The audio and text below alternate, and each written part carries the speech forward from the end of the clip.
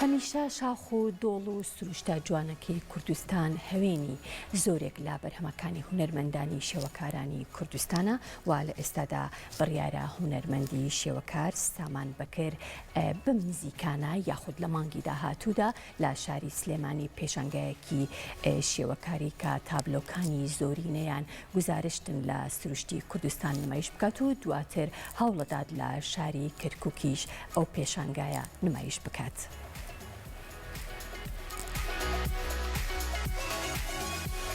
هونەرمەندی شێوەکار سامان بەکر لە شاری سلێمانی و لە شاری کەرکووک کارە هونەریەکانی نمایش بکات.